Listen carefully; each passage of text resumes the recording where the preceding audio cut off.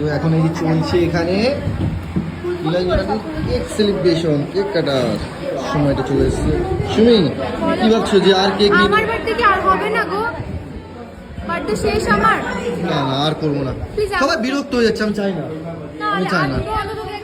হ্যাঁ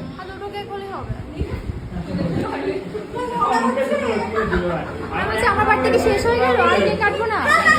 আজকে তুমিও কেক কাটো।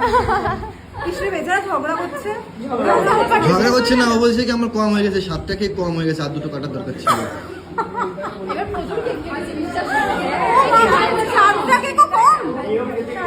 আমি আর পাচ্ছি না সত্যি, আমি বাজেট শেষ হয়নি সেটা বলবো না।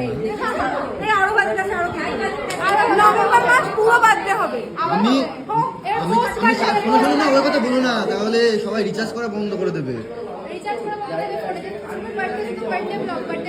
না না, আমি তো সুমির বার্থডেতে যেতে পারিনি, তো আমার জন্য তো স্পেশালি আরেকদিন বার্থডে করতেই হবে। তুমি কবে যাবে সেটা বলো। তুমি যেদিন বার্থডে করবে আরেকটা, একদম আরেকটা বার্থডে করবে তো একদম তাহলে আমি যাবো। ঠিক আছে, পাক্কা। আমি নিজের হাতে রান্না করে খাবো। সত্যি বলছো এটা? একদম। হ্যাঁ, তাহলে তো যাবো। কেন সোশ্যাল কিন্তু মিডিয়া? আমি খিচুড়ি খাবো না, না আমি চিকেনটাই খাবো। চিকেনই খাবো, চিকেন মটন যেটা আমি বলবে। ভেজ লাভার না, আমি নন ভেজ। আমি নন ভেজ না, আমি নন ভেজ লাভার।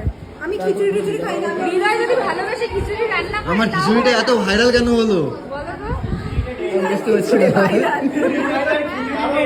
কেন কেন ভাইরাল আমি বলবো?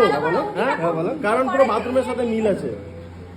এইটা খাবার নিয়ে তোমার কাছ থেকে আশা করিনি, এটা তোমার কাছ থেকে আশা করিনি। বাকিটা বললাম না কিছুর সাথে মিল আছে।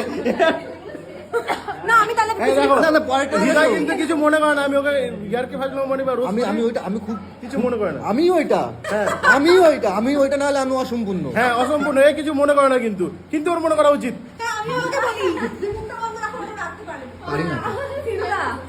এরকম